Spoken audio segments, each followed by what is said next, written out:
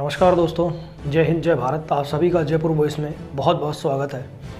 दोस्तों, उकिंदर राणा केस में उकिंदर राणा की अभी 3 दिन पहले गिरफ्तारी हुई, तो सभी लोगों के जो कमेंट आ रहे थे और सोशल मीडिया पे जो मैं मैसेज देख रहा था कि उकिंदर राणा का जो केस था उसमें तो जमानत मिल गई थी, अब उकिंदर राणा को क्यों गिरफ्तार किया गया। बहुत से लोगों को पता नहीं था इस बारे में।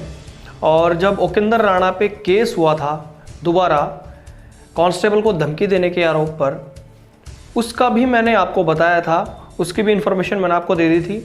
बहुत से लोगों को पता नहीं था कि कांस्टेबल को एक वीडियो बनाकर धमकी दी थी, उस कारण उकिंदर राणा को गिरफ्तार किया गया है। अभी पहले वाले केस में तो जमानत मिल गई थी, लेकिन उसके बाद जब उकिंदर राणा अपने घर पे आए थे और उकिंदर राणा ने ये कहा था कि एक कांस्टेबल ने जानबूझकर उनका हाथ तोड़ा है, ये कहने पर कि वो राजपूत हैं, ये आरोप लगाते हुए उन्होंने कांस्टेबल को धमकी दी थी कि वो थाने के अंदर जाकर 21 दिन बाद हमला करेंगे कांस्टेबल को।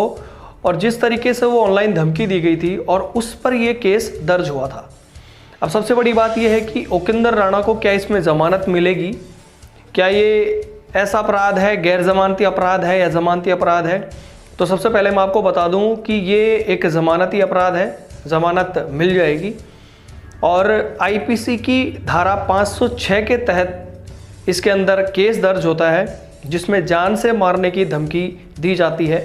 503 के अंदर जो केस दर्ज होता है उसमें जान से मारने की धमकी नहीं होती है, उसके अंदर ये होता है कि दूसरे को धमकी देना और दूसरे को किसी अपराध के लिए उकसाना, उसके अंदर होता है 503 की धारा लगती है। लेकिन 506 की धारा लगती है जान से मारने की धमकी पर। अब इसके अंदर कितनी सज़ा है और जुर्माना है इसके अंदर, तो इसके अंदर सज़ा और जुर्माना दोनों हो सकते हैं या एक भी हो सकता है। और अगर समझौता हो जाता है दोनों पार्टियों में, केस डिसमिस हो जाता है, तो वो बात अलग है।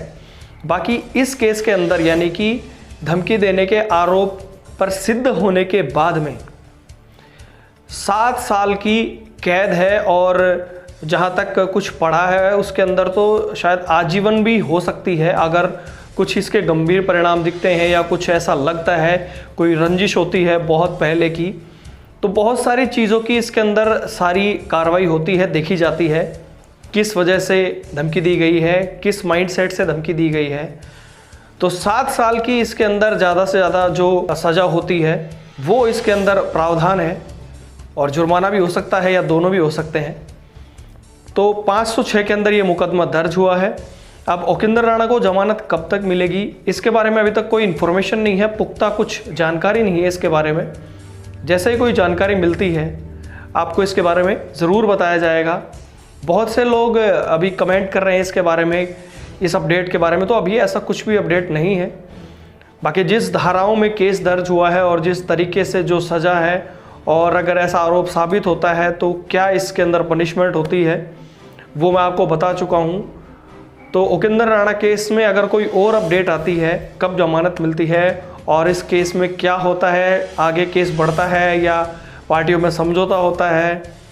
कई बार क्या होता है कि जिस तरीके से माइंडसेट से धमकी दी जाती है उसके बाद में माइंड चेंज होता है, उसके बाद में सारी बातें होती हैं। अगर आवेशवश अगर वो धमकी दे दी जाती है और बाद में अगर वो बात करी जाती है, इस मामले को सॉर्ट आउट किया जाता है, तो वो अलग बात है।